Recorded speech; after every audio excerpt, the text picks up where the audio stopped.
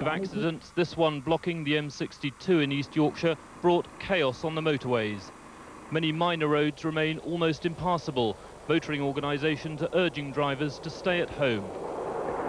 Don't forget the snow coming down like it is now, on that ice from this morning, and snow which hasn't been shifted off a lot of minor roads is going to make it even worse. The message really is just don't go out.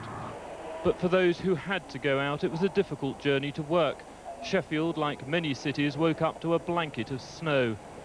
It was a similar picture in Leeds, the Siberian winds keeping temperatures well below zero. Flights in and out of Leeds Bradford Airport were severely disrupted, and there's disruption too to tomorrow's fixture list. Many games north and south of the border have already been called off. While it may be fun for some, there's the prospect of more heavy snow. Severe weather is tonight being forecast in many parts of the northeast. Richard Cook, ITN, West Yorkshire.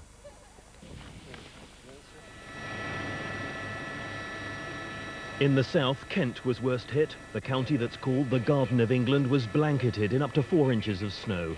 With temperatures below zero and feeling colder still in the east wind, isolated farms and country homes faced a bitter winter's day. Wind whipped up snow and blinded drivers on Kent's country lanes. This electricity van was one of the few who had to risk driving on roads like these. They tried to keep key routes open, but even the motorways in Kent were reduced to a crawl. This was the M20 early today, normally one of Britain's busiest motorways. The flat farmlands of East Anglia saw heavy snow which quickly drifted onto exposed roads, driven by a freezing east wind. Snowplows battled all day to keep them clear. For farmers, this will soon pose major problems, reaching livestock cut off from grazing and feed. A farm worker in Suffolk died earlier today, digging his car from the snow. In the East Midlands, traffic kept moving despite blizzard-like conditions.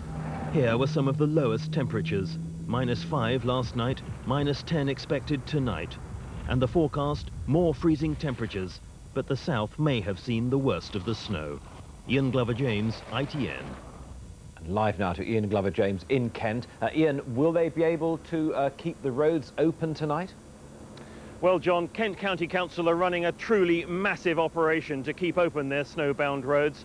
I'm at one of 23 gritting stations in Kent, and across the county they've got 100 gritting trucks on the road. They can even call on 250 Kent farmers who are contracted to go out into the snowbound lanes alongside their farms with tractors and diggers and do their best to clear those as well.